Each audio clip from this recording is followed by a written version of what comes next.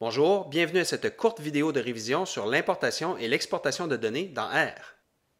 Le transfert de données entre systèmes, de manière générale, ce n'est pas quelque chose qui est facile à faire. Et par système, ici, j'entends aussi bien pour transférer des données d'un ordinateur vers un autre, d'un type de système d'exploitation vers un autre, mais également simplement entre applications sur un même ordinateur. Et donc, ce n'est pas quelque chose de facile à faire de manière générale parce qu'il y a toutes sortes d'impondérables qui peuvent survenir. J'ai vu parfois que les gens considéraient que du texte, ça va dans un fichier Word, puis des chiffres, ça va dans Excel. Il y a toutes sortes de possibilités autres pour entreposer du texte ou pour entreposer des nombres.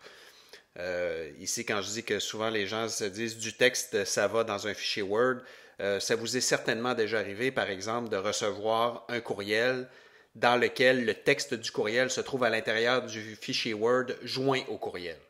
Okay? Ça ne sert strictement à rien. Un courriel, c'est fait pour envoyer du texte. Okay? Donc, s'il vous plaît, ne soyez pas la personne qui envoie le texte d'un courriel à l'intérieur d'un fichier Word. Quand on veut transférer ou échanger des données entre systèmes ou entre applications, comme je le disais tout à l'heure, ce que ça prend, c'est un format de fichier commun. Donc, autant la personne qui envoie que la personne qui reçoit, ou l'application qui envoie et celle qui reçoit, soit capable de comprendre ces fichiers-là. Et à ce titre, justement, les fichiers des applications de bureautique, que ce soit des fichiers Word, des fichiers Excel ou d'autres traitements de texte ou d'autres tableurs, c'est certainement pas le format de fichier le plus universel. Je veux dire, même juste envoyer un fichier Excel, par exemple, entre deux versions d'Excel d'années différentes, vous n'êtes même pas certain que le fichier va être transféré intégralement. C'est encore pire avec Word. Alors, imaginez si Microsoft n'est pas capable de faire en sorte que ses propres applications sont capables de bien s'échanger des données.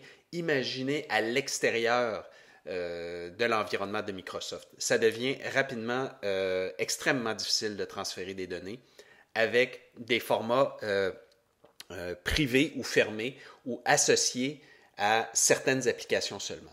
Donc, ce que ça nous prend, c'est plutôt un espèce de format commun que tout le monde va être capable de lire. Et à ce titre, la solution de loin la plus universelle, c'est le texte brut. Donc, dans lequel il n'y a aucune mise en forme, aucun flafla, juste les données, que ce soit du texte ou que ce soit des données, des valeurs numériques. Toutes les applications sont capables de lire du texte brut. D'ailleurs, le format CSV, Comma Separated Variables, donc variables séparées par des virgules, c'est un format qui a été inventé pour échanger des données entre systèmes, des données de type de tableur, donc séparées en colonnes. C'est un format donc, qui a été inventé justement pour s'échanger des données entre systèmes ou entre applications. Et le format CSV, c'est un format de texte brut. Ce que ça veut dire par texte brut, ça veut dire que vous pouvez ouvrir un fichier en texte brut avec n'importe quel éditeur de texte. OK, dites-vous que quand vous voyez un fichier avec une extension .csv, c'est sûr que si vous cliquez dessus, il y a bien des chances que le système d'exploitation essaie d'ouvrir votre fichier avec un tableur.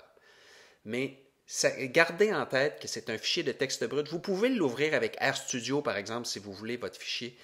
Et puis, vous allez voir le contenu du fichier. Ce n'est que du texte, exactement comme vos fichiers de script ne contiennent que du texte.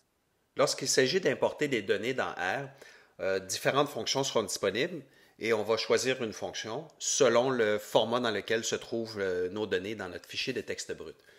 Alors, la fonction vraiment la plus simple pour importer des données qui se trouveraient simplement dans un fichier là, écrites les unes à la suite des autres, sur une ligne ou à l'intérieur d'une seule colonne ou sur plusieurs lignes et plusieurs colonnes, peu importe, c'est la fonction scan. La fonction scan, c'est la fonction de loin la plus de base. Ce qu'elle fait, c'est qu'elle lit un fichier, elle prend toutes les données, puis elle met ça dans un objet, sans se poser de questions, sans essayer de détecter le format des données ou quoi que ce soit. C'est une fonction qui convient tout à fait lorsque ce que l'on a dans un fichier de données, c'est simplement un vecteur de données. Okay? Donc, scan, de loin, la chose la plus simple à utiliser. Dès que nos données sont un petit peu plus structurées, entre autres sous forme de tableaux de données, comme on l'entend, un peu comme des données d'un tableur, ou lorsque nos données comportent plusieurs types de données différentes. Donc, par exemple, des données, du texte, des nombres, des choses comme ça, donc des données mixtes. Alors là, on va plutôt avoir recours aux fonctions de la grande famille read.table. En fait, read.table, c'est la fonction de base pour lire des données sous forme tabulaire. Et les versions read.csv, read.csv2, ce sont simplement des versions de read.table avec des arguments un petit peu différents et qui sont adaptés spécifiquement pour lire des fichiers de type CSV, pour la fonction read.csv, donc où les colonnes sont séparées par des virgules, ou dans le cas de read.csv2, pour lire des fichiers de type CSV créés habituellement dans des applications en français où les colonnes sont séparées par des points-virgules plutôt que par des virgules parce que la virgule est utilisée comme séparateur décimal. Donc, qu'est-ce qu'il faut utiliser lorsqu'on reçoit un fichier de données? Il s'agit d'aller voir le fichier. Donc, n'hésitez pas, lorsque vous recevez des données en format .csv, d'ouvrir le fichier, pas dans Excel, là, parce qu'Excel ne vous montrera pas quel était le format de départ des données. Ouvrez un fichier simplement dans votre éditeur de texte et regardez comment sont structurées les données. Entre autres, comment sont séparées les différentes colonnes.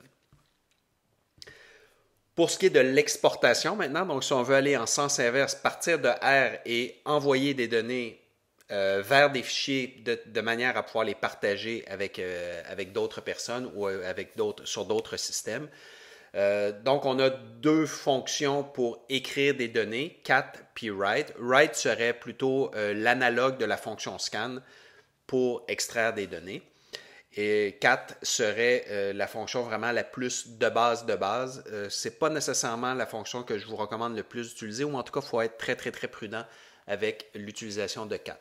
Juste faire attention à une chose avec la fonction write. Par défaut, elle écrit les données sous forme de matrice de 5 colonnes et en remplissant ligne par ligne, comme on l'entendrait habituellement. Donc, il faut juste être un petit peu prudent. L'idée, c'est que write, au lieu, si on lui demandait par exemple d'écrire un vecteur de 10 000 éléments à l'intérieur d'un fichier, donc plutôt que de mettre sur une seule ligne les 10 000 éléments les uns à la suite des autres, la fonction write va les disposer sur 5 colonnes et 5 000 lignes. Non, 2000 lignes, pardon, j'ai utilisé 10 000 éléments. Write.table est l'analogue de read.table pour l'exportation et évidemment vous avez encore là les versions write.csv et write.csv2. Donc le fonctionnement est vraiment identique entre les fonctions read et write, donc c'est vraiment des analogues. Il y a un concept de base extrêmement important à garder en tête, c'est que quand vous demandez à R de lire un fichier ou d'écrire un fichier, R va toujours regarder uniquement, exclusivement, dans son répertoire de travail. C'est pour ça que dès le chapitre 2, je vous ai parlé du répertoire de travail, je vous ai dit que c'était quelque chose d'important. Le répertoire d'un travail, on a tendance à ne pas le voir, surtout quand on travaille avec RStudio ou au démarrage de l'application, le répertoire de travail par défaut est toujours le même. Puis on ne vous pose jamais véritablement la question.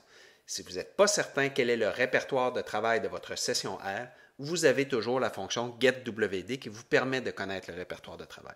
Alors, je vous ai donné un exemple ici où le répertoire de travail de ma session de travail R serait dans le répertoire qui se trouve dans mon répertoire personnel, donc Users Vincent, donc se trouverait dans le répertoire Documents cours IFT 1902 Diapo. Donc, si je demande dans cette session R, à R de lire un fichier, il va falloir que je dise à R où le trouver sur mon disque dur.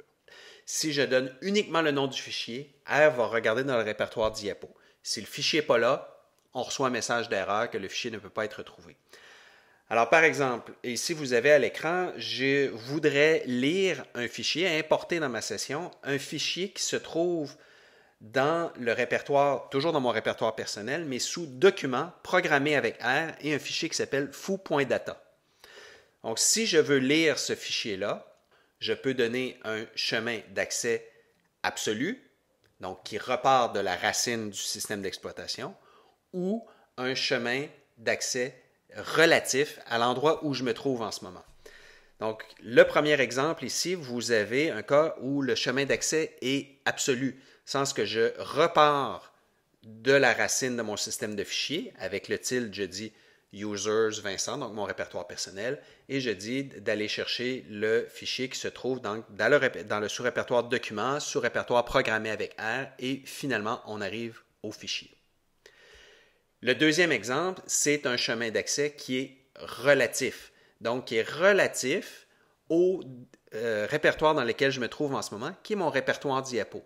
Donc, pour atteindre le fichier foo.data, il va falloir, à partir du répertoire diapo, que je remonte d'un niveau pour aller à IFT 1902, d'un autre niveau pour aller dans le répertoire court, et ensuite d'un autre niveau. Donc, il faut que je remonte de 3 niveaux pour retourner au répertoire document, pour après redescendre dans le répertoire programmé avec R, où je vais trouver mon fichier. Et c'est exactement ça qu'on a ici dans la dernière expression. C'est donc un chemin d'accès relatif où je dis remonte de 1, de 2, de 3 niveaux. Je me trouve maintenant dans le répertoire document et ensuite redescendre dans le répertoire programmé avec R où on va trouver le fichier foo.data. Dans le travail longitudinal, vous avez à rédiger 2 fonctions d'importation de données, import stations et import data. Et ce qui cause un petit peu de confusion chez plusieurs personnes, puis c'est peut-être en partie volontaire, c'est que les interfaces pour spécifier les noms de fichiers sont complètement différentes entre les 2 fonctions. Dans import stations, l'argument, c'est le nom du fichier qui contient les données des stations. C'était facile de le faire parce que toutes les données de station se trouvent toutes dans le même fichier, okay, pour une année donnée. Donc, ce qu'on demande à l'utilisateur qui veut importer des données avec Import Station, c'est de nous dire quel est le fichier de données à importer, qui est toujours un fichier du type stations souligné avec un numéro d'année, mais on demande à l'utilisateur de le spécifier lui-même, ce nom de fichier-là. Okay? Donc, on ne le construit pas nous-mêmes on ne demande pas à l'utilisateur de juste nous donner l'année et c'est nous qui construisons le nom de fichier.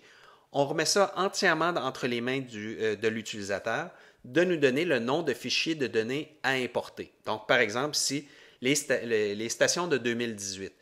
Et l'utilisateur doit donner non seulement le nom du fichier, mais également le chemin d'accès complet vers ce fichier-là. C'est pour ça que c'est à l'utilisateur de nous spécifier le chemin d'accès complet vers le fichier. Bon, j'ai fait une petite coquille sur ma diapositive. Ça c'est les affres du copier-coller. Oubliez ici, ce qu'on devrait voir ici dans l'exemple, ce n'est pas Import Station, c'est Import Data. Dans Import Data, l'interface est un petit peu différente parce qu'on a potentiellement plusieurs fichiers de données à importer. Donc, on n'a pas demandé à l'utilisateur de nous fournir les chemins d'accès vers tous les fichiers à importer. On a fait plutôt une interface où on lui dit « Donne-moi la date de début, donne-moi la date de fin. Je vais m'occuper de créer les noms de fichiers. » Au passage, qu'est-ce qui se charge de créer les noms de fichiers à partir des dates? Vous avez fait une fonction pour ça, hein? Donc, juste une petite affaire en passant, vous devriez utiliser cette fonction-là à l'intérieur d'un import data. Donc, on demande à l'utilisateur simplement de nous donner une date de début, une date de fin, et nous, comme programmeurs, à l'intérieur de la fonction import data, on se charge de créer les noms de fichiers. Seulement, on est capable de créer les noms de fichiers, on est capable d'aller lire ces fichiers, mais en autant qu'on sache où se trouvent les données, dans quel répertoire se trouvent les données. Si l'utilisateur ne nous dit pas où se trouvent les données, on s'en remet à R qui va regarder dans son répertoire de travail. Si les données se trouvent ailleurs que dans le répertoire de travail de R, ben, l'utilisateur va devoir nous le dire où aller chercher les données. Et c'est pour ça qu'il y a un argument path dans la fonction import data. C'est pour que l'utilisateur nous dise où aller chercher les données. Alors voilà, j'espère que cette toute petite capsule vous aura été utile pour mieux comprendre l'importation et l'exportation de données dans R.